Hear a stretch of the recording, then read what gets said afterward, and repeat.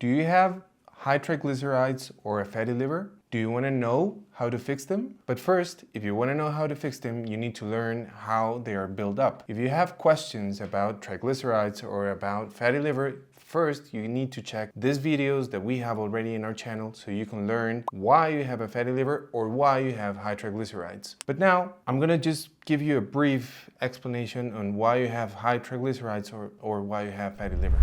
Fatty liver and high triglycerides come when you have more sugar, more glucose, more fructose stored in your body as energy, as fat than you need. At first, you store whatever you eat, you use them as glucose in your cells for energy. The rest, you're going to store them in your liver and in your muscles so you can use them after, when you don't have anything more available and when you're not eating. If you keep on eating more and you don't have more space to store that glucose in your liver and in your muscles as glycogen, then everything else is going to start being exported as energy, but as fat, as triglycerides. Those triglycerides are gonna end up in your blood, in your liver, in your belly, in your butt, in your cheeks, everywhere. So that's the origin of having high triglycerides or having a fatty liver. So if you think that if you have that because you're eating too much fat, well, that's not the reason. If someone told you that, that's not the reason. If you have triglycerides over 800, over 1,000, that might be a reason of a genetic condition, and that's something completely different of what we're going to discuss in this video. The only way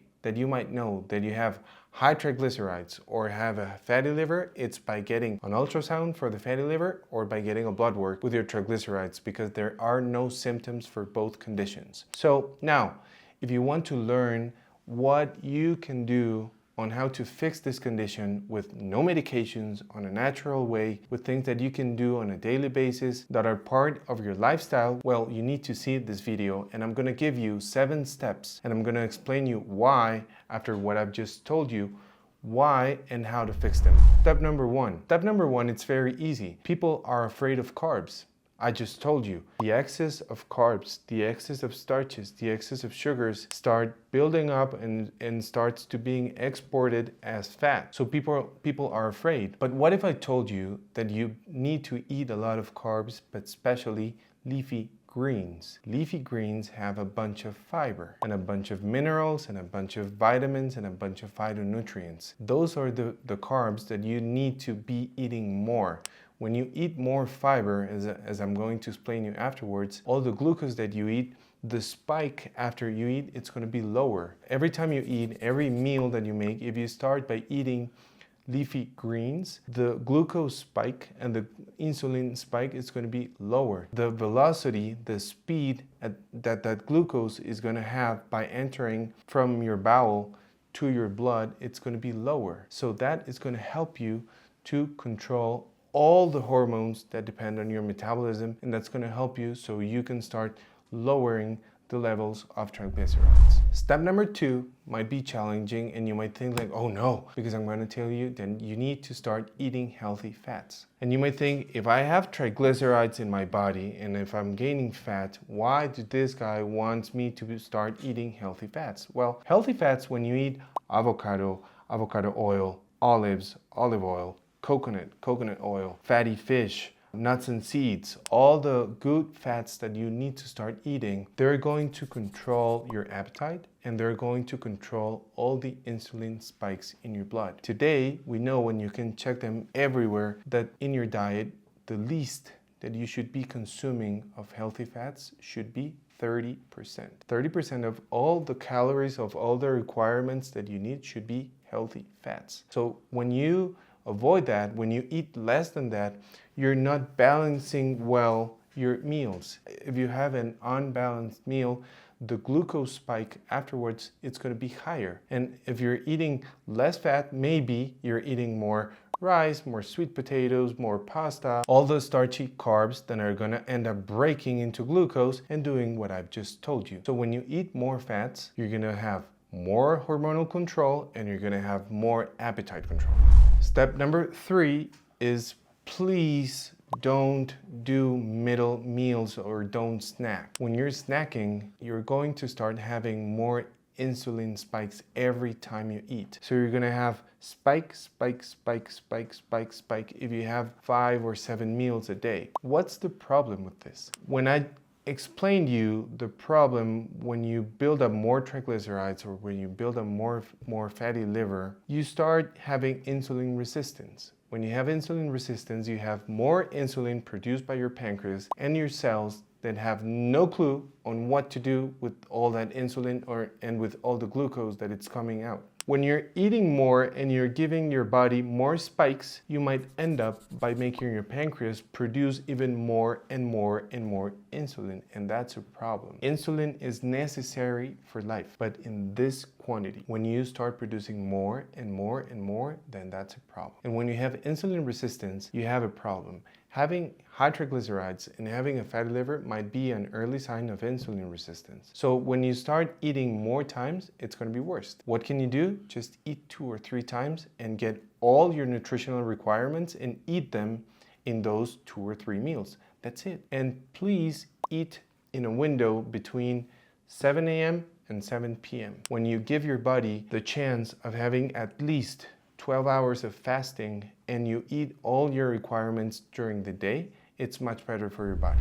Step number 4, it's avoid alcohol. Alcohol, it's different because alcohol go to your cells, but just a tiny bit, just a little bit. The rest, it's going directly to your liver. And once it gets into your liver, it starts being exported as fat much higher than sugar, much higher than any piece of bread, of pasta that you're going to be eating. So when people, remember that I told you in the video for fatty liver that if you haven't seen it, please go and see it here, that fatty liver it comes from 2 causes. The first one, it's from alcohol, because of what I'm saying. And the second one, it's because of the excess of glucose and the excess of fructose in your diet. But alcohol can be a very, very complicated cause of high triglycerides and having a fatty liver. So stop drinking. Even if it's wine, even if it's beer, even if it's any spirits, and you say, no, I'm not drinking vodka. Well, quit all the alcohol because it's gonna end up being exported as fat like this. Step number 5, it's to avoid fruit juice, avoid sugars, honey, any kind of sugar. Stop eating a ton of starches. I'm not saying starches are bad, but you have eaten a bunch of starches. That's why you have high triglycerides and that's why you have a fatty liver. Now, right now, you're unbalanced like this. So you need to get less weight in here so you can recover your balance. Once you have a normal level in your liver and a normal level in your blood, then you can start eating starches again. So by now, avoid starches, avoid sugars. Please don't drink fruit juice. That's a ton of sugar. Fruit juice can have even more sugar than a regular soda. You might say, no, yes, go and do the math. Don't trust me. Go and do the math. Please don't trust me. Do the math. Step number 6, it's please eat the right amount of protein. If you don't know the right amount of protein, it's very easy. You could go for 2 ways of approaching it. You could do 1.5 grams per kilogram of weight, or you might go for 1 gram per pound of your weight. If you're overweighted, try to see and figure out what should be the right amount of weight that you should have. That it's very complicated to make the calculation because it's not based on any standard, but if you have some amount of extra weight, try to cut that maybe on the weight that you have when you were, I don't know, 18 or 20, and try to make that math. But if you go for 1 gram per pound, it's a very easy way, or 1.5 or 1.7 per kilogram per day. When you eat the right amount of protein, it happens the same thing as when you eat the right amount of fat. Your appetite is gonna be controlled, and your insulin spikes is gonna be controlled, and even more, you're gonna be losing muscle. Remember that most of the glycogen of the body stores in your muscle. If you have less muscle, then you're gonna have less space to have glycogen, then you're gonna be exporting more and more and more fat. Then you're gonna end up with more triglycerides and gaining more weight. If you have more muscle, then the amount of storage that you have, it's gonna be bigger. And step number 7, it's please eat more fiber. I told you in step number 1 to eat more veggies and especially leafy greens. They have a ton of fiber. You can have big salads, but you need around 30 grams of fiber per day. A huge salad might have 10. So when you add to your salads, as I told you, nuts have great fiber and great fats and have some protein. If you eat some oatmeal, not a huge oatmeal, but because that's going to be a ton of starches. No, maybe 2 tablespoons of oatmeal in your breakfast with some low glycemic index fruits. Then you can add more fiber, flax seeds, or maybe get some chia seeds or put them in your salads. Then you're giving your body more and more fiber. Fiber has been related with controlling your cholesterol, controlling your blood glucose, helping you to lose weight, helping you also with your bowel movements. So fiber, it's very, very important for your health, even for your immunity. So please pay attention to how much fiber you're eating, because that also it's going to help you not just with your triglycerides, but with your fatty liver. So as you can see, steps are very, very easy. Are things that you can do on a regular basis on your daily life. Just pay attention to your habits. Pay attention to what you're doing. I'm going to give you another one that it's not based on your diet. It's like a plus. I said it was 7, but let's do 8. And of course, please do exercise. Go jog, train, lift weights. When you lift weights, you're gaining more muscle. And again, if you have more muscle, you have more space for glycogen. And if you're utilizing more energy as you train, then you're not going to store anything at all. You're going to have enough space in your liver, enough space in your muscle. There is not going to be any need for your body to be storing fat unless you have any other condition like a thyroid problem or something in your microbiota or something else. But on a regular basis, for most of the people that have high triglycerides, fatty liver, that have a bunch of metabolic problems that are related to heart disease, which is the #1 cause of death, strokes, diabetes, prediabetes, obesity, cancers related to every single condition that we've just spoke, the solution, it's very easy.